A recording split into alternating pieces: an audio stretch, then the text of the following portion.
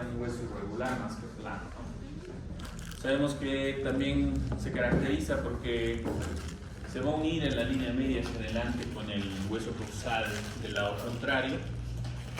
Es ensanchado en la parte superior e inferior, ¿verdad? Se orienta sobre todo lateralmente y ligeramente hacia atrás, esto en su extremo superior. En la parte inferior vamos a ver que también tiene una orientación lateral y anterior, donde podemos encontrar un gran foramen que se va a formar a ese nivel, que es el foramen obturador o el agujero obturador. Ahora, algo que caracteriza al hueso coxal es que va a estar formado, ¿no?, por lo que van a ser tres porciones, ¿verdad? Están viendo lo que va a ser el ilium, que es la porción más grande. Luego tenemos el isquio y el pubis. Estos tres huesos, durante el proceso del desarrollo embrionario, se van a ver que son huesos separados, que luego se unen, se fusionan y dan esta estructura que nosotros conocemos como el hueso coxal. Ahora, ustedes también en esta imagen, a nivel de la cavidad pélvica, están viendo, ¿no?, la articulación que se va a dar entre ambos pubis. Estamos hablando de la sínfisis, ¿verdad? La famosa sínfisis del pubis, que además de ser una articulación cartilaginosa secundaria, vendría a ser un punto de referencia anatómico muy importante que nosotros tenemos a ese nivel. Hacia atrás también podemos ver otra articulación, ¿verdad? Estamos hablando de la articulación sacroiliaca, que es la articulación obviamente entre el sacro y el ilio. Esta articulación es mucho más importante aún porque, si se han dado cuenta, nos va a unir lo que es el esqueleto apendicular representado por el hueso coxal con el esqueleto axial representado por el sacro, ¿verdad? Acá se va a formar la famosa cintura pélvica o el cinturón, ¿okay?, que une estos dos huesos. Esta articulación es catalogada como una articulación diartroanfiartrosis. ¿Por qué es una diartroanfiartrosis? Porque durante los primeros días de vida es una diartrosis, pero con el pasar del tiempo, con lo que va a ser el desarrollo y el crecimiento, se va a convertir en una anfiartrosis, ¿no?, en una articulación del poco. Hablemos primero del ilio. Sabemos que el ilio, decíamos, es la parte más grande, más sobresaliente que tiene el hueso coxal. Va a formar los dos quintos superiores del acetábulo, contribuye en la formación de lo que va a ser el acetábulo. Se caracteriza porque va a tener un ala, ¿verdad?, la llamada ala del ilio, y constituye el segmento superior de este hueso coxal. Sabemos que esta denominada ala del ilio va a tener dos caras, una externa y una interna, ¿no?, con sus diferencias anatómicas correspondientes, como vamos a ver.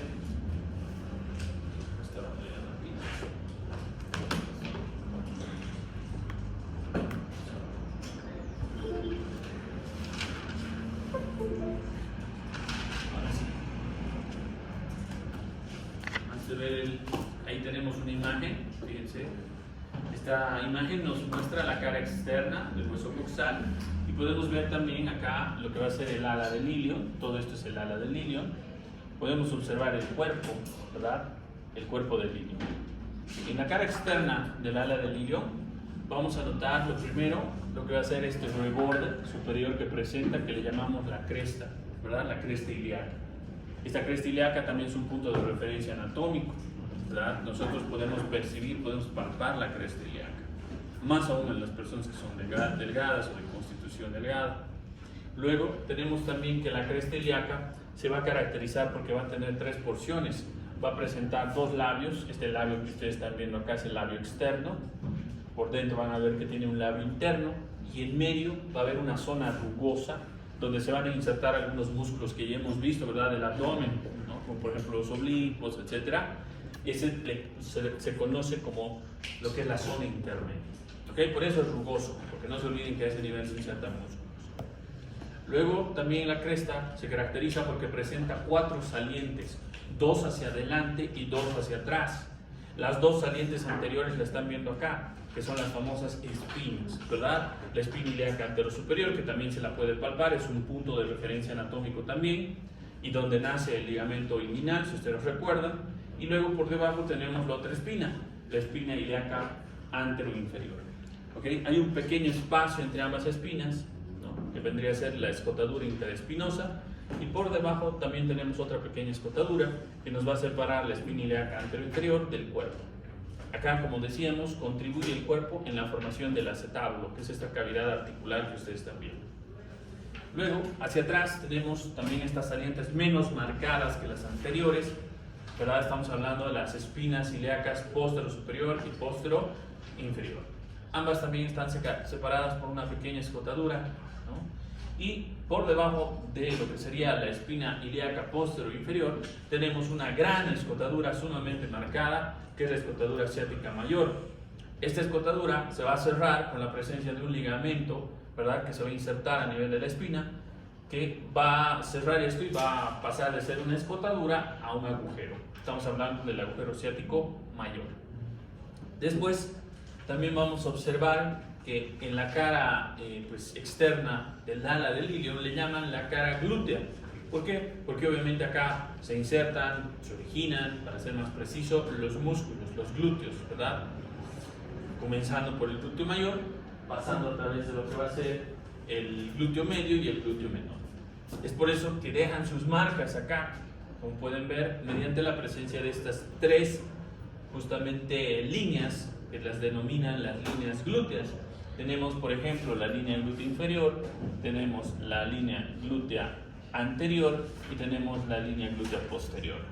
Estas tres líneas son la marca que dejan los músculos al originarse a este nivel, ¿no? Por ejemplo, entre la línea glútea inferior y la anterior va a estar el músculo glúteo menor, entre la línea glútea posterior y la anterior el glúteo medio, y más atrás de ellos se origina el glúteo mayor, que toma todo ese sector, ¿no? Es más grande todavía y más superficial.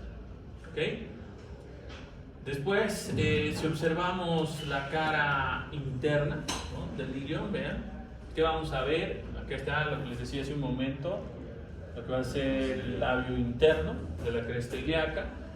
Esta región forma la fosa, ¿verdad? La fosa ilíaca, que es de donde nace un músculo también que colabora en la formación de parte del piso pélvico. Estamos hablando del ilion, ¿verdad? Del músculo ilíaco, ¿no? Después también podemos observar hacia atrás lo que va a ser la carilla articular para el sacro, ¿no? Y también la tuberosidad ilíaca, que es esta región rugosa que ustedes ven ahí atrás. Luego, esta cara se caracteriza también por la presencia de la línea, esta línea que es la línea arqueada o línea arcuata. Antiguamente también la denominaban la línea inominada, que nos va a separar, como ustedes van a ver, lo que va a ser la pelvis superior, o también llamada falsa, de la pelvis inferior o pelvis verdadera. Luego también podemos observar en la unión del cuerpo del ilion con la rama superior del pubis, se va a formar esta elevación, que es la eminencia iliopúbica o iliopectina, ¿no? Que está obviamente a ese nivel. Después, bueno, eso es en relación a lo que va a ser el ilion. Ahora, si hablamos de lo que va a ser el isquion sabemos que forma parte de la región posterior inferior del hueso coxal, tiene la forma característica de una L o de un asa, de una agarradera. Van a ver que presenta un cuerpo para su estudio y una rama, ¿no? El cuerpo se orienta en sentido vertical, forma hacia arriba también los 2/5 posterior inferiores del acetábulo, y por otro lado la rama va a ascender medialmente y se va a articular con el pubis, va a formar la rama isquiopúbica. La unión de los dos se ensancha y forma también la tuberosidad isquiática, ¿no?, que es una porción muy importante que va a tener esta región. Acá lo podemos apreciar, fíjense, acá está de gris, y estamos viendo lo que es el isquion. El isquion, como les decía, tiene un cuerpo, esta región que ven acá es el cuerpo. El cuerpo, como les decía, contribuye también en la formación del acetábulo y también va a presentar la espina ciática o espina isquiática, como prefieren llamarle. Por debajo de la espina ciática se va a encontrar una escotadura más pequeña que la escotadura ciática mayor. Estamos hablando de la escotadura ciática menor. Vean esa diferencia, la escotadura ciática mayor le pertenece al ilion, mientras que la escotadura ciática menor le pertenece a ¿quién? Al isquion. ¿Okay? Está igual por la presencia de un ligamento, que es el ligamento sacrotuberoso, se va a cerrar y va a formar un agujero. Estamos hablando del agujero ciático menor. Luego tenemos acá la presencia de esta rugosidad, fíjense, ¿no? Entre la unión del cuerpo y la rama tenemos la tuberosidad, la famosa tuberosidad isquiática, y de ahí de donde nacen los músculos, los famosos isquiotibiales, y también es donde en este momento ustedes están sentados, ¿verdad? Después vamos a ver acá la unión de la rama del isquio con la rama inferior del pubis para formar lo que va a ser la rama isquiopúbica, y también contribuye en la formación de este agujero, de este foramen, que es el foramen obturador, ¿verdad? Después tenemos el pubis, es la porción más pequeña, anterior, por cierto, de lo que va a ser hueso coxal. Se caracteriza porque tiene un cuerpo y dos ramas. El cuerpo es aplanado de adelante hacia atrás, forma la parte anterior inferior de la pelvis, cerca a lo que es la línea media, ¿no? También vamos a ver que sus ramas, tiene dos ramas, decíamos una rama superior y una rama inferior. Para eso vamos a observarlo acá también. Fíjense, este es el cuerpo. El cuerpo del pubis presenta lo que va a ser un tubérculo, le llaman la cresta, le llaman también muchas veces la espina del pubis. Es donde se va a insertar el ligamento inguinal, si ustedes recuerdan. También va a presentar una cresta en su cara externa, que es la cresta obturatriz, ¿no? Y esta de acá vendría a ser la rama superior, que decíamos también contribuye en la formación del acetábulo. Hay una pequeña parte, pero contribuye. En la unión de la rama superior con el ilion va a formar la eminensilopectínea o iliopúbica. También van a ver en la otra cara, en la cara interna, que se nota una línea, que es la línea pectínea o pecten del pubis, que es donde se inserta, si ustedes recuerdan, lo que es el ligamento pectíneo de Cooper, y también donde nace el músculo pectíneo. Luego tenemos la rama inferior. La rama inferior, como pueden ver, se va a unir a la rama del isquio, hemos dicho, para formar lo que va a ser la rama isquiopúbica. En esta otra cara, ahí podemos apreciar lo que les decía hace un momento. Esa es la línea pectínea o pecten del pubis. Podemos observar la carilla articular para la sínfisis, ¿no?, que nos va a permitir articular un pubis con el otro. Y también en esta cara podemos apreciar, fíjense, un surco, que es el surco del obturador, que con la presencia de la membrana obturatriz, que va a cubrir la mayor parte, excepto la parte superior del agujero, va a formar ahí recién un canal, un conducto, que es el canal del nervio obturador, por donde el nervio obturador va a abandonar la pelvis y se va a hacer externo, al igual que la arteria y la vena, ¿verdad?, obturatriz.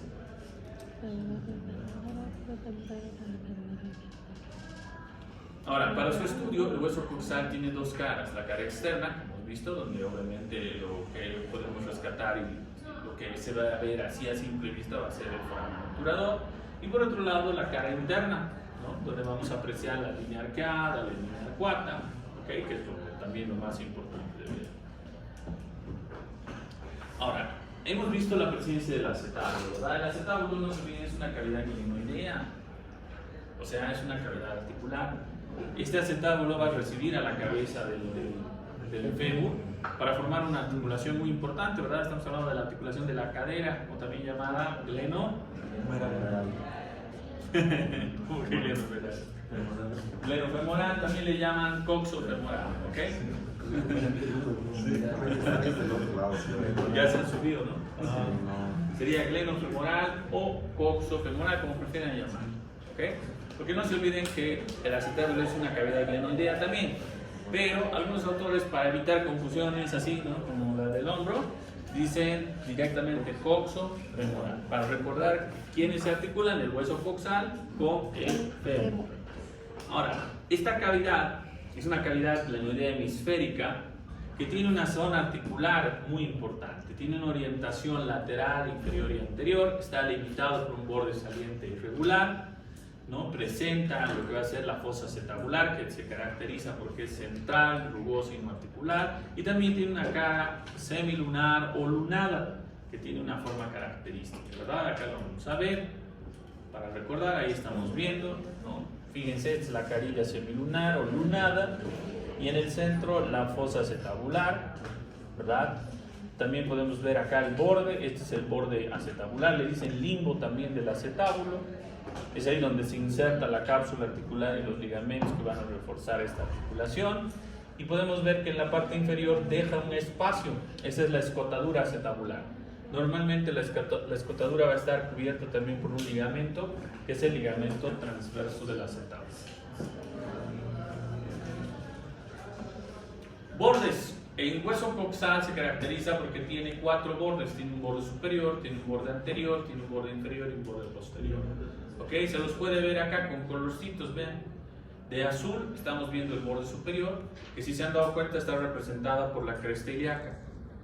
De gris hacia adelante podemos ver el borde anterior, donde se van a encontrar las espinas, ¿verdad?, antero-superiores.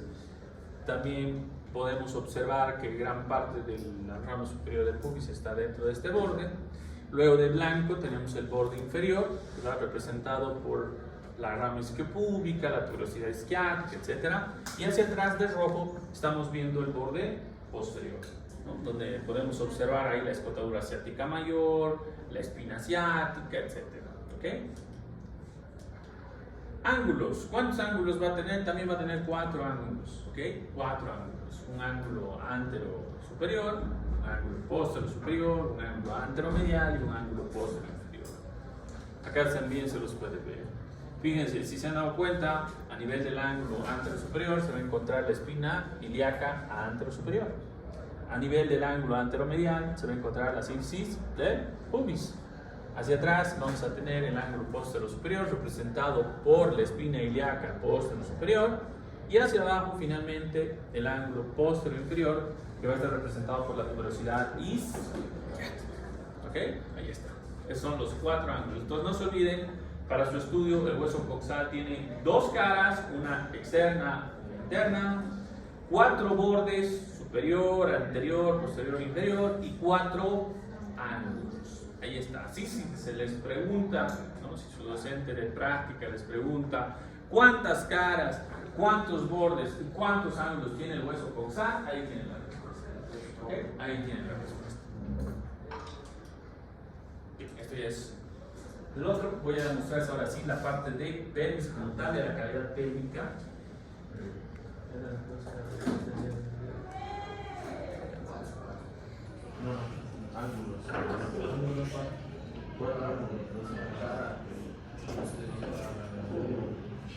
Bien, hablemos ahora sí de la pelvis, ¿verdad? Sabemos que la pelvis es una estructura que une los huesos coxales, los dos, junto con el sacro y el coxis, ¿verdad?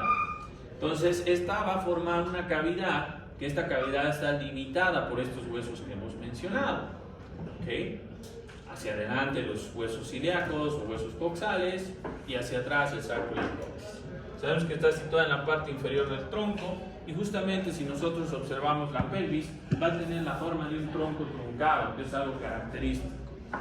Ustedes van a ver que aloja, por ejemplo, a estructuras muy importantes consideradas intrapélvicas, como por ejemplo la vejiga urinaria, las porciones terminales de los uréteres, los genitales internos, tanto masculinos como femeninos, y también algunas porciones como el recto sigmoideo, los vasos sanguíneos, vasos linfáticos y nervios, ¿verdad? ¿Quién me puede decir, por ejemplo, de los vasos sanguíneos, qué arteria se encuentra a nivel de la pelvis? La arteria femoral. Eso, pues la arteria ilíaca interna más que todo. La externa también está a ese nivel, pero la más importante es la arteria ilíaca interna. Después también vamos a ver dentro de lo que van a ser los nervios, el plexo, ¿verdad? El plexo, los plexos, tanto el plexo lumbar como el plexo sacro se van a encontrar también a estos niveles. Ahora, hay una división, ¿no?, clásica, característica, que nos divide la pelvis en pelvis mayor y pelvis menor. A la pelvis mayor le llaman pelvis superior o pelvis falsa, ¿ok? Porque no es una verdadera cavidad, ¿ok? Esta es continuación directa de la porción inferior del abdomen, si se han dado cuenta, ¿verdad? Cuando unimos los dos le llamamos la cavidad abdomino-pélvica.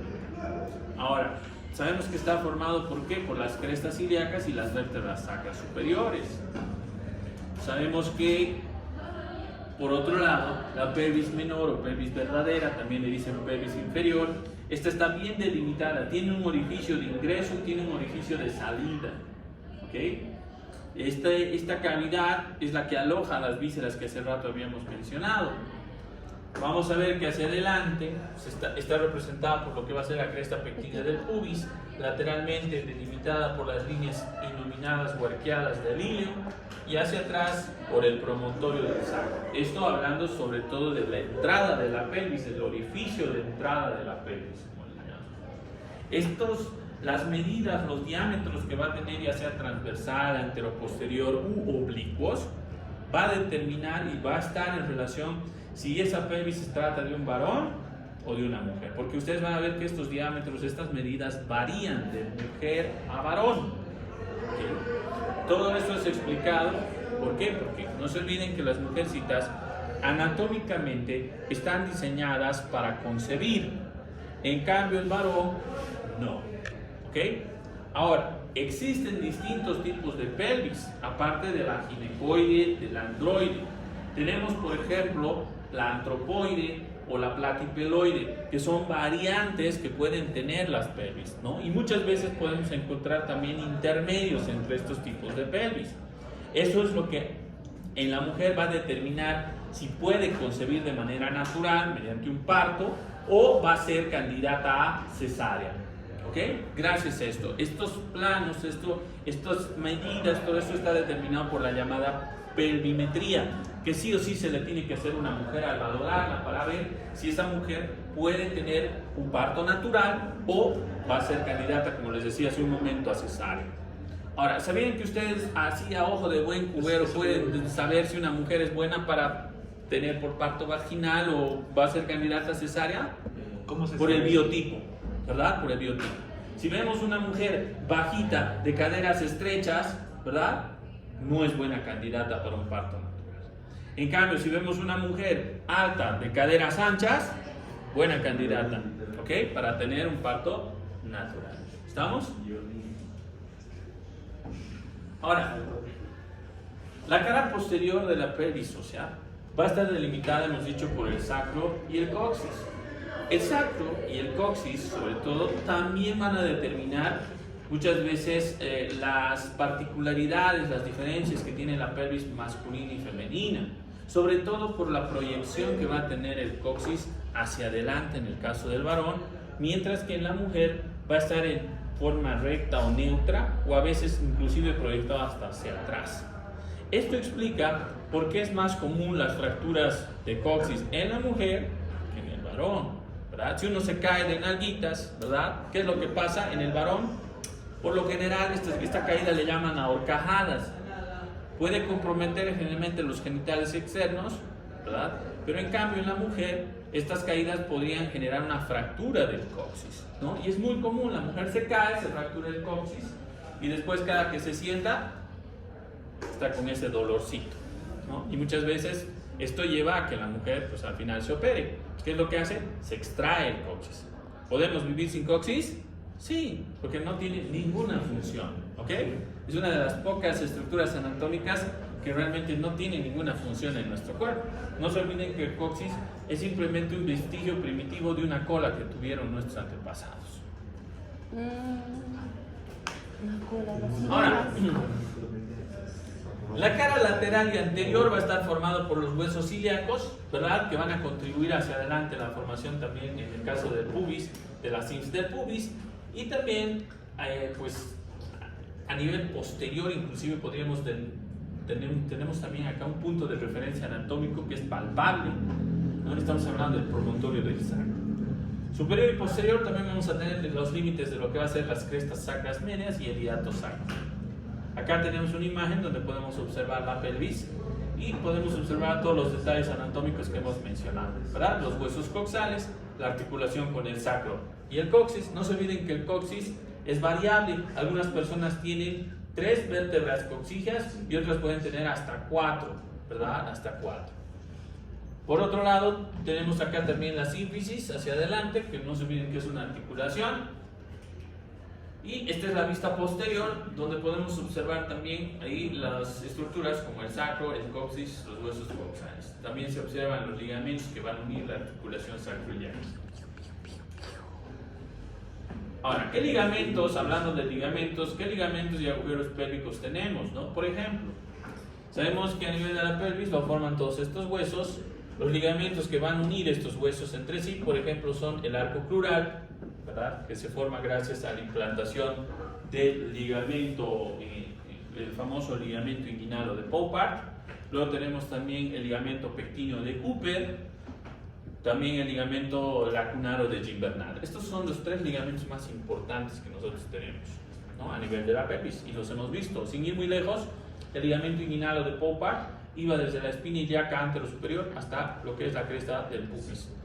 El ligamento de Cooper es este ligamento que se ubica a nivel del ligamento de la línea pectínea, y por otro lado el ligamento de Gimbernat o lacunar es el que va entre el ligamento inguinal y pues el ligamento pectíneo, ¿no?, dejando un espacio a manera de laguna, de ahí viene su nombre, lacunar. Luego tenemos los ligamentos sacrociático mayor y sacrociático menor, también llamados sacrotuberoso y sacroespinoso, ¿verdad? Estos son los ligamentos que cierran los agujeros ciático mayor y menor. ¿Qué agujeros tenemos? Agujeros naturales que ya están establecidos de manera ósea. Por ejemplo, tenemos el obturador, ¿verdad?, el agujero del obturador. Tenemos el agujero ciático mayor y menor, que estos, bueno, se establecen realmente cuando se cierran las escotaduras, ¿no?, por la presencia de esos ligamentos. Ahora, ¿cuáles son los músculos de la pelvis que nosotros vamos a ver? Por ejemplo, tenemos acá el psoas ilíaco, que es un músculo que pues, se forma en realidad de la unión del ilíaco y del psoas mayor, ¿verdad? A veces inclusive hasta el psoas menor cuando está presente, porque no se olviden que el psoas menor, como habíamos visto con músculos de la pared posterior del abdomen, es un músculo inconstante. Hay unas personas que tienen y otras que no tienen psoas menor. Luego también viene el obturador, el músculo obturador interno. Es un músculo del piso pélvico, por cierto, que va a estar a nivel de la cara interna de la membrana obturatriz y también en los bordes del agujero obturador. Se va a ir a insertar a nivel del fémur. Luego tenemos también el piramidal de la pelvis, o también llamado piriforme. Es un músculo que nace de la cara anterior del sacro, sale por el agujero ciático mayor y se va a ir a insertar también a nivel del fémur. ¿Okay? Luego tenemos también los músculos elevadores del ano. El músculo elevador del ano, algunos autores dicen que se forma de la unión de 3 fibras, por si acaso. El elevador del ano es un músculo que, como su nombre les dice, le sirve ¿para qué? Para el momento de defecar, elevar el ano, ¿okay? Y esto ayuda a la salida de lo que va a ser la materia fecal. Luego tenemos también las fibras de los músculos isquiococcígeos, que estos refuerzan lo que va a ser el piso pélvico. Entre los músculos elevadores del ano y los isquiococcígeos van a darle la característica al piso pélvico y van a contribuir en la formación también del diafragma pélvico. Aparte, decíamos, tenemos distintos tipos de fibras que son consideradas parte del músculo elevador del ano, como las iliococcígeas, las puborectales, las coccígeas. Estas también contribuyen en la formación de otro diafragma, que es por donde penetran los orificios, principalmente de la uretra, ¿verdad?, en la mujer del conducto vaginal y más atrás el ano. Estamos hablando del diafragma urogenital. La irrigación de la pelvis, ¿qué vasos sanguíneos tenemos? Decíamos, existen varias arterias que están cruzando la pelvis y muchas de ellas se forman a nivel de la pelvis. Como por ejemplo, tenemos las arterias ováricas en la mujer, la arteria testicular en el varón, las arterias mesentéricas, principalmente la inferior, que todavía llega con sus ramas hasta este sector, la arteria sacra media como una rama terminal de la aorta, y también las arterias ilíacas. No se olviden que la arteria ilíaca acá es la estrella del show, la más importante para la pelvis. ¿De dónde nace? Pues de la arteria ilíaca común o primitiva. No se olviden, tenemos una arteria ilíaca común derecha e izquierda. Estas son ramas terminales de la aorta abdominal. Ahora, las arterias ilíacas se van a subdividir a su vez en dos, ¿verdad? La arteria ilíaca externa y la arteria ilíaca interna. Se llaman así porque una se va a ir por fuera, ¿verdad?, de la pelvis, y otra va a penetrar dentro de la cavidad pélvica. De ahí vienen sus nombres. A la arteria ilíaca interna también le llaman hipogástrica. En algunos libros más antiguos de anatomía, ustedes van a encontrar todavía con ese nombre de arteria hipogástrica. Es lo mismo, no se asusten, ¿ok? Es lo mismo, arteria hipogástrica o arteria ilíaca interna.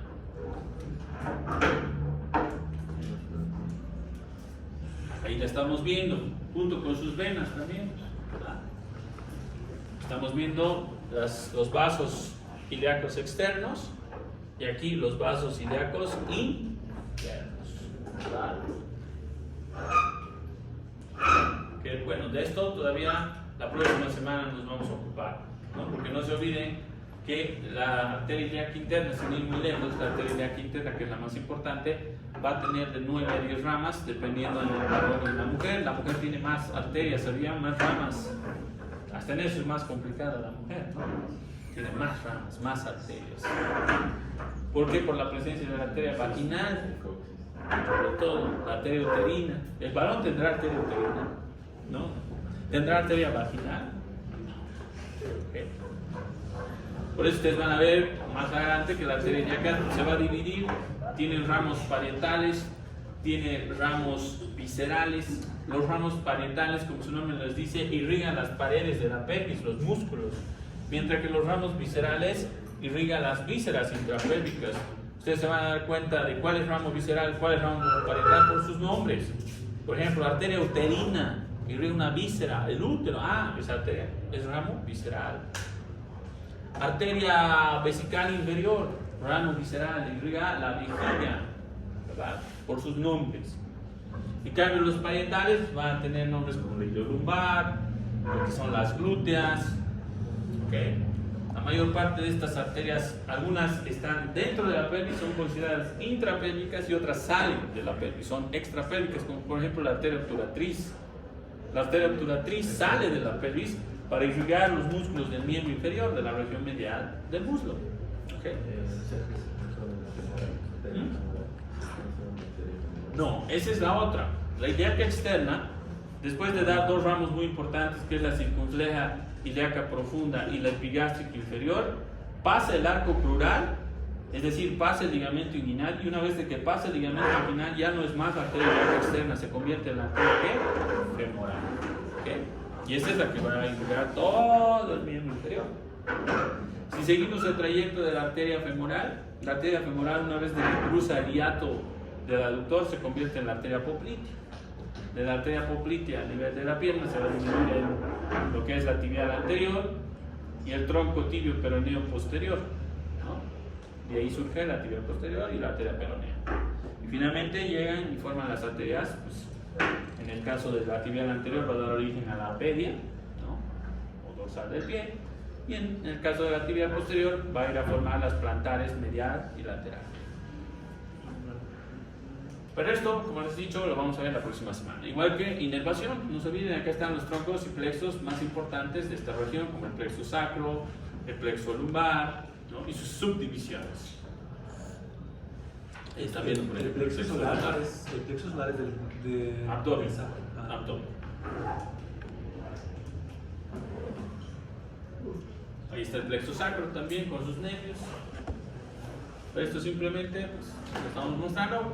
Le vamos a dar más énfasis la próxima semana, ¿no? Y acá es todo dedicado a irrigación e inervación. Y doctor, para el jueves se va a tocar Solo huesos y músculos. solo huesos y músculos. Y si es relacionado con embarazo ectópico, se debería a qué músculos están. Cavidades pélvicas. El embarazo ectópico, ¿dónde se da? Generalmente por fuera. Ajá. Fuera de Ahí está un embarazo. Ahí está un útero justo en el periodo de gravidez o de embarazo. Vean cómo crece a expensas del abdomen también. No se olviden que el útero es una víscera intrapélvica, pero en el embarazo se convierte en intraabdominal, desplazando a las vísceras abdominales.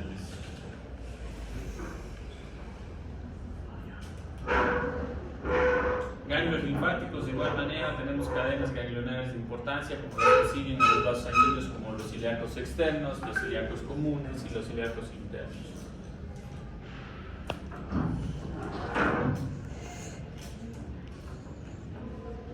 Muchas de las vísceras intrapélvicas con las cadenas ganglionares mencionadas. Ahora, esto es lo que nos interesa. ¿Cuáles son las dimensiones de la cavidad pélvica? ¿No? Vean, primero tenemos la entrada de la pelvis. Este orificio va a presentar un diámetro anteroposterior. Este diámetro anteroposterior se va a extender desde el centro del promontorio del sacro hasta el borde superior de la sífisis del pubis. ¿Okay? Le llaman conjugado obstétrico. No se va a olvidar, diámetro antero-posterior o conjugado obstétrico. ¿Cuánto mide? Normalmente alcanza los 10 centímetros o a veces más. ¿Okay? A veces más. Luego tenemos también el diámetro conjugado diagonal, le llaman. ¿Okay? O por sus siglas CT. El otro era conjugado obstétrico, por eso sus siglas eran CO. En el caso del conjugado diagonal, este va del borde inferior de la sífisis del pubis al punto intermedio del promontorio del sacro. ¿Cuánto mide? Este es mayor a 11.5 centímetros. ¿Okay? Si se han dado cuenta, es mayor inclusive al conjugado obstétrico, al primero. Luego tenemos el diámetro conjugado verdadero, por sus siglas CB.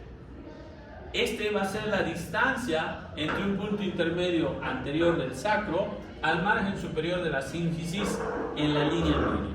Se va a calcular menor 1.5 centímetros al conjugado diagonal que habíamos visto antes. ¿Okay? Es decir, es menor 1.5 centímetros.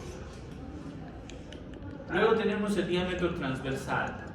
Este diámetro transversal se caracteriza porque forma un ángulo recto con el conjugado obstétrico.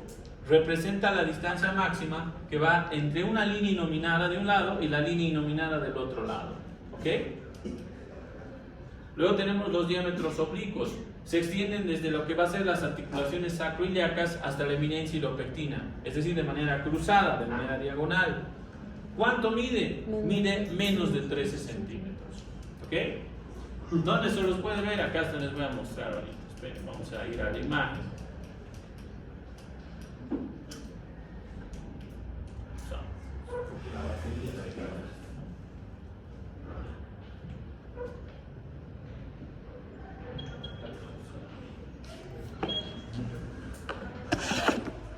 Es una mar.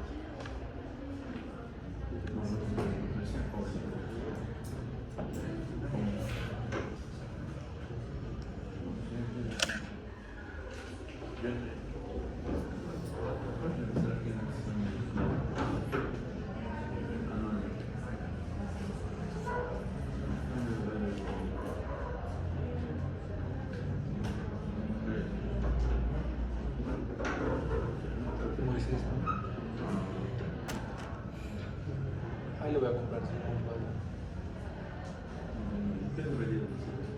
Ponen así con esos pendientes ahí. Tiene la M de mayor, no es de Acuarios, pero no es fácil. yo en la frente lo voy a hacer. Eso la he visto, quería, puede ser en la cintura, o de la lona por ahí.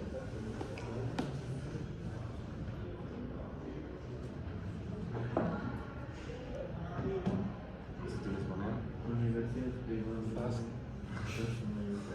va a tomar un poquito de sonido. Vean, esta imagen que están viendo acá, ese es el conjugado obstétrico o diámetro antero-posterior de la entrada. Fíjense, como les decía, va desde el promontorio hasta el borde superior de la sífisis del pubis. Ahora, acá están viendo parte de lo que va a ser el transverso, pero de la salida. Creo que de ese todavía no lo he mencionado.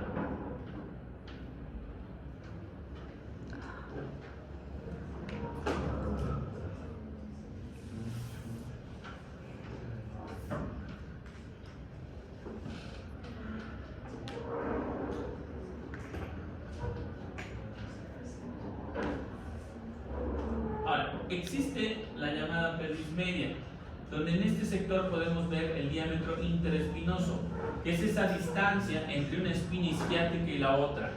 ¿Cuánto mide? Mide de 10 a 10.5 centímetros. Luego tenemos también la salida de la pelvis.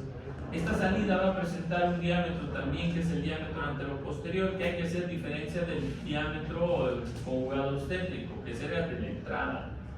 ¿Cuánto va a medir? Va a medir de 9.5 centímetros a 11.5. Va desde el borde inferior de la sífisis del pubis hasta el extremo del sacro. Durante el parto, esta distancia se va a incrementar, va a llegar a los 12 centímetros por la dilatación. Se ha visto que en mexicanas, en mujeres también bolivianas y en peruanas, generalmente es menor a los 9 centímetros. ¿Por qué? Porque el biotipo de la mujer peruana, de la mujer boliviana y de la mujer mexicana es muy similar, ¿se han dado cuenta? ¿Y las asiáticas no será lo mismo? Son bajitas, caderas estrechas. No, cesárea todas. Esto si lo comparamos con el biotipo, por ejemplo, de una mujer brasilera. ¿Han visto que el biotipo de las mujeres brasileras, la mayoría tienen caderas anchas?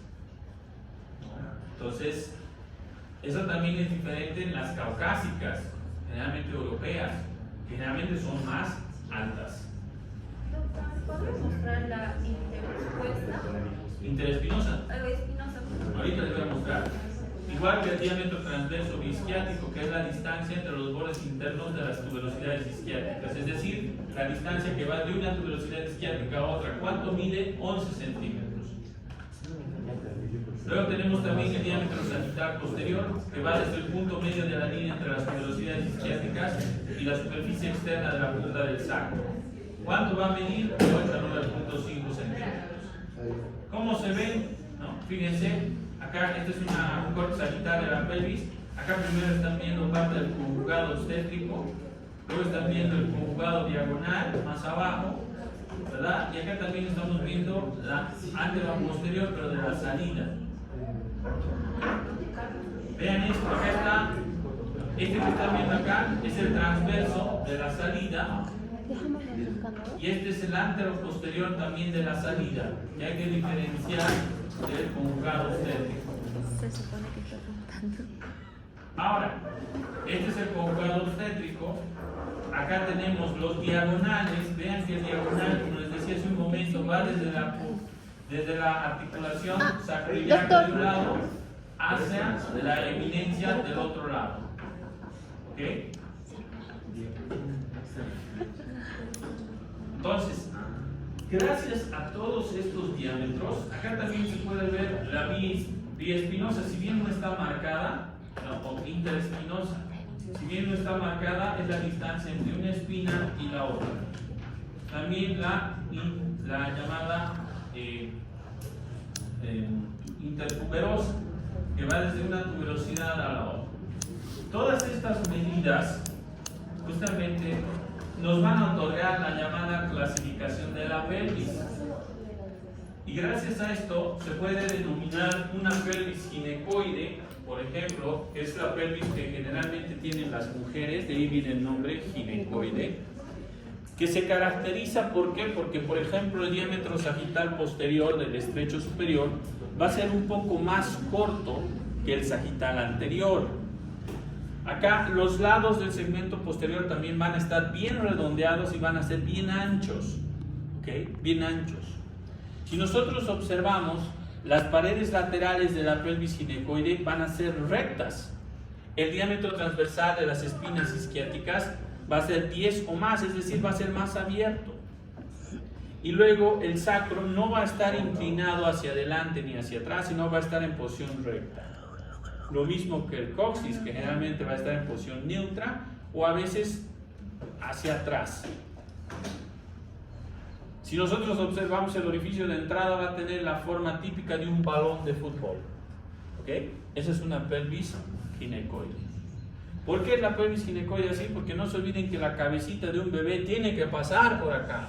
Por eso ustedes van a ver que las espinas tampoco están proyectadas hacia adentro, más bien son separadas.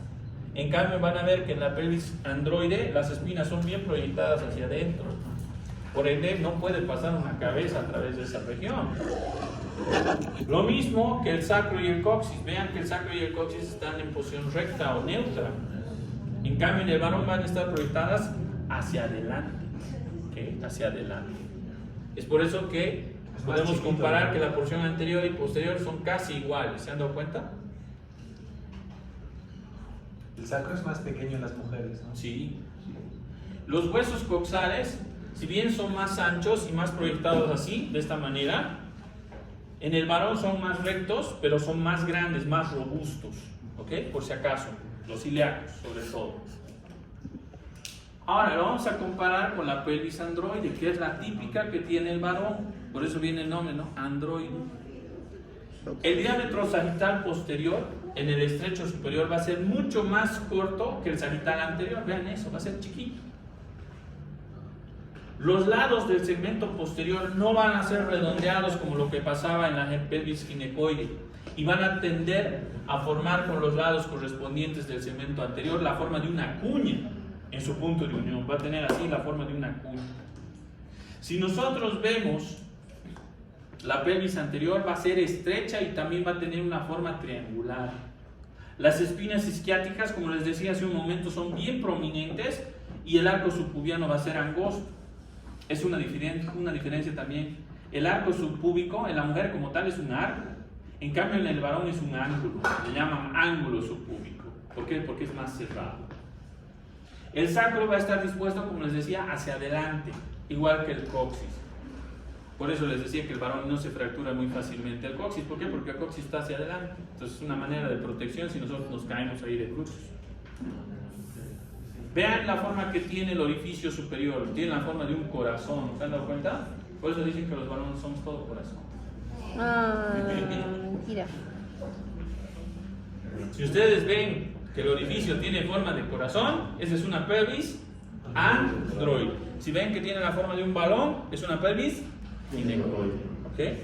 Vean que acá el diámetro, la parte posterior es más estrecha, como les decía, la parte anterior es más grande, tiene la forma de una cuña triangular. Por eso le dan ese aspecto de corazón sumado con la proyección del sacro y el coxis hacia adelante, ¿verdad? Por eso tiene esa forma típica de corazón.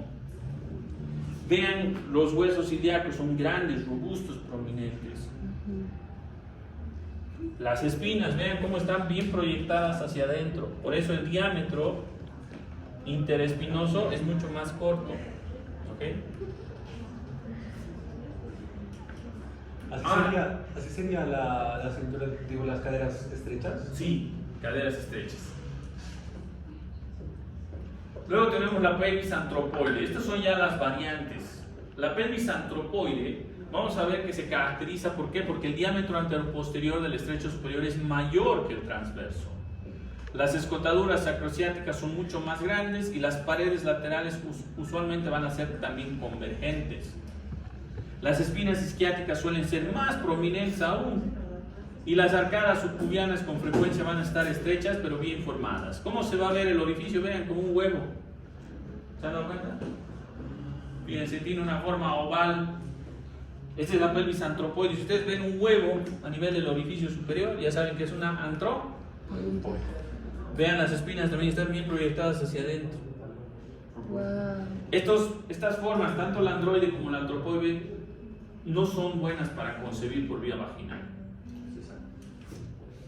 Si es que la mujer tuviera estas características de pelvis, no se recomienda parto natural por vía vaginal.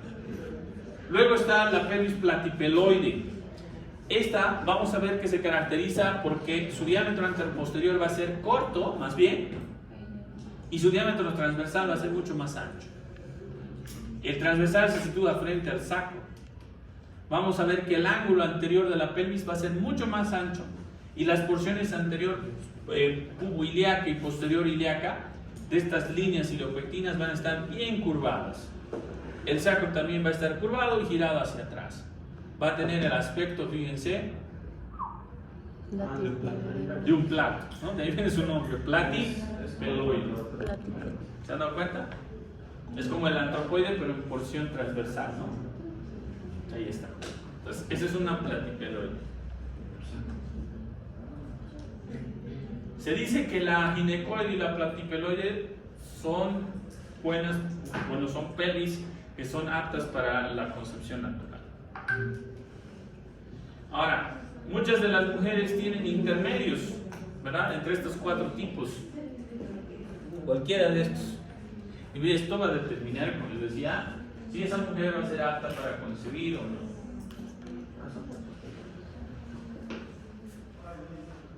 Esos son los principales cuatro tipos: ginecoide, androide, antropoide y platipeloide.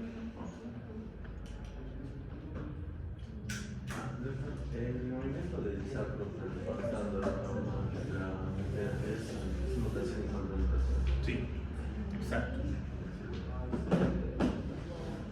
Bien. Para ir terminando, la parte de musculatura de la pelvis, no se olviden que los músculos a nivel de la pelvis son músculos que tienen la función de sostener el peso de las vísceras, no solo de las vísceras pélvicas, sino de las vísceras abdominales, ¿no? Todo el peso de las vísceras abdominales se va a ir a este sector. Ahora, estos músculos, como ustedes van a ver, al unirse sus fibras musculares van a contribuir en la formación también de algunos esfínteres que nosotros tenemos a ese nivel, ¿no? Como por ejemplo, el esfínter uretral externo, el esfínter anal externo, ¿ok? Esos esfínteres son muy importantes porque son los que se controlan de manera voluntaria, son los últimos que liberamos. En cambio, los esfínteres que están formados por músculo liso, como el esfínter anal interno o el esfínter uretral interno, esos son involuntarios, se liberan gracias a la acción del sistema nervioso parasimpático. Ahora, en el caso del esfínter uretral, el esfínter uretral va a estar formado principalmente por fibras que vienen justamente de los músculos del piso pélvico. En el caso del esfínter anal externo también, y muchos de ellos dependen del músculo elevador del ano. Ahora, estos músculos tienen la característica de que todos van a estar inervados por fibras que vienen también del plexo sacro, por cierto. Por ejemplo, tenemos los nervios del músculo elevador del ano y tubococcígeos. Tenemos las fibras del nervio anorrectal, que contribuyen también en la inervación de estos sectores. Ahora, si nosotros observamos la cara externa de la pelvis, con los tejidos, a ese nivel se va a formar una región muy importante donde están los genitales, ¿verdad? Que le llamamos el periné o perineo. El periné en la mujer y en el varón varían. Se los voy a dibujar acá.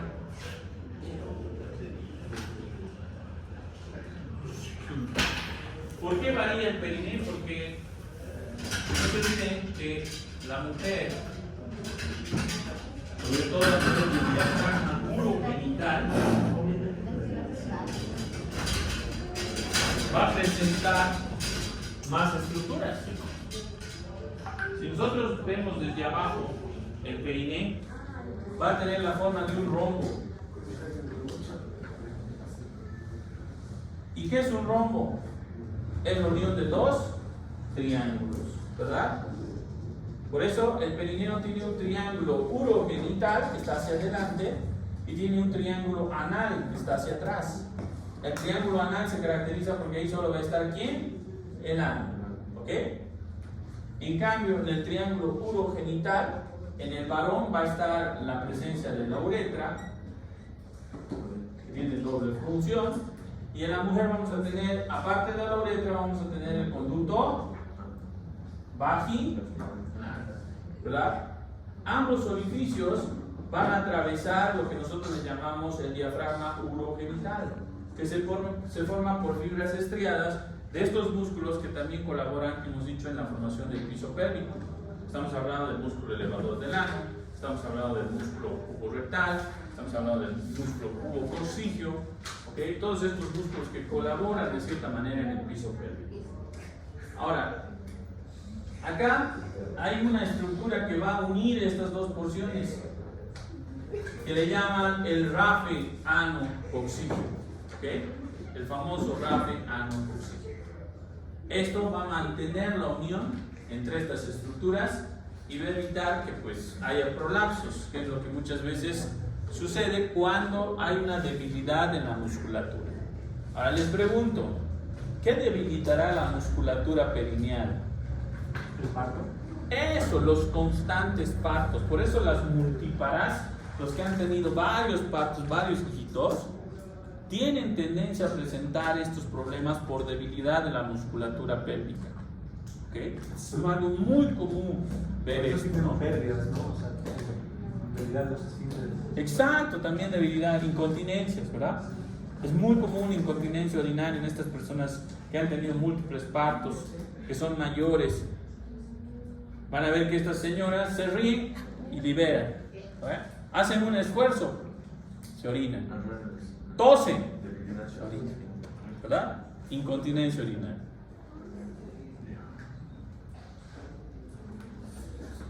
Los prolapsos también son muy comunes, como el prolapso de vejiga. que en la mujer se va a ver a través de la vejiga, a través del conducto vaginal, ¿no? A veces el útero también cede y se puede ver también un prolapso uterino, también a través del conducto vaginal. Muchas veces requieren sí o sí de cirugía.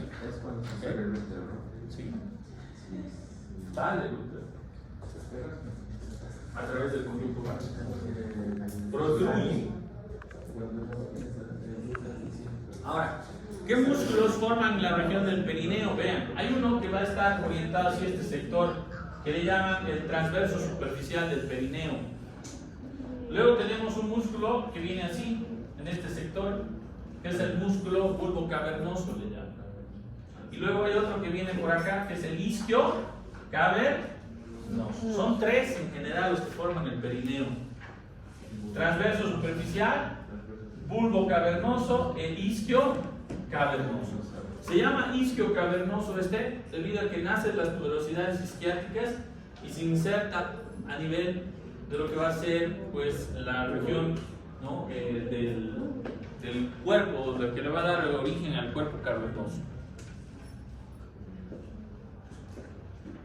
Ahora, por debajo tenemos la parte profunda. Entre estos músculos también hay tejido adiposo, por cierto, que forman parte de la región perineal. Luego también vamos a observar músculos de estos músculos profundos, como los que ya habíamos mencionado: el elevador del ano, por ejemplo, el transverso profundo del perineo, que son músculos que de cierta manera al contraerse ayudan a algunas funciones que tienen las estructuras que están atravesando, ¿no? Por ejemplo, el conducto vaginal, ¿no? ¿Sabían que el conducto vaginal tiene movimiento? Se contrae, ¿verdad? Se contrae, tiene movimientos peristálticos también que facilitan la llevada de los espermatozoides hacia el útero. Luego, también vamos a ver que en el caso de lo que va a ser la uretra, por ejemplo, tanto masculina como femenina, estos músculos favorecen, ¿no?, el paso de lo que va a ser la orina a través de la uretra mediante movimientos de contracción que van a llevar la orina en sentido pues caudal. En el ano, ¿qué es lo que hacen? Y con el recto, cuando se contraen estos músculos, facilitan el paso de la materia fecal del recto hacia el conducto anal, ¿verdad? Y el esfínter es el encargado de abrir el conducto anal para permitir la salida, obviamente, de la materia fecal. Todo esto se da gracias a un mecanismo que está mediado por el cerebro, que es el mecanismo de la defecación. ¿Okay? En este involucran también la musculatura, no se olviden, abdominal. Se contraen los músculos del abdomen y esto facilita también el paso de la materia fecal a través justamente de lo que va a ser el intestino grueso. Y esto es colaborado por los músculos del piso pélvico, donde se contrae el elevador del ano. Al contraerse el elevador del ano, va a generar una presión a nivel de la región interna del conducto anal y del recto, lo cual va a facilitar la salida de la materia fecal. Esto, sumado a la relajación del esfínter, va a permitir obviamente la defecación. No se olviden que el que mantiene todavía contraído el esfínter, ¿quién es? Porque el parasimpático lo libera, lo abre. Pero ¿quién lo mantiene así? El simpático, ¿verdad? El simpático mantiene así contraído, porque no se olviden que es un esfínter, los esfínteres se abren y se cierran, ¿verdad? Entonces, ¿quién mantiene cerrado este esfínter? El simpático. ¿Quién lo abre? El parasimpático. ¿Ok? No se olviden. El miedo, ¿qué es lo que hace? El miedo es simpático, ¿no ves? Lo cierra. ¿Okay? Por si acaso, lo cierra. Lo mismo pasa con el esfínter uretral. El simpático lo mantiene cerrado y el parasimpático lo abre, lo relaja. ¿Por qué se anima cuando tiene miedo?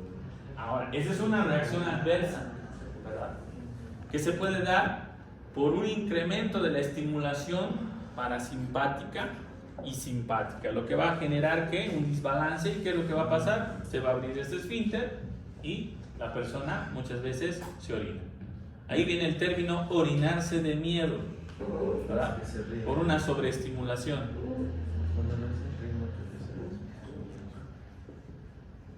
Pero eso es muy raro de ver. Por lo general, como les he dicho, los esfínteres se mantienen cerrados gracias a la acción simpática y se abren solo por la acción parasimpática. Por eso, cuando están de ociosos, cuando están ahí rascándose la panza, ¿quién actúa? El parasimpático. Por eso les da ganas de todo, ¿no? Ganas de defecar, ganas de funcionar, ganas de alimentarse y ganas de reproducirse también, porque también le da la inervación el parasimpático a los genitales, no se olviden eso.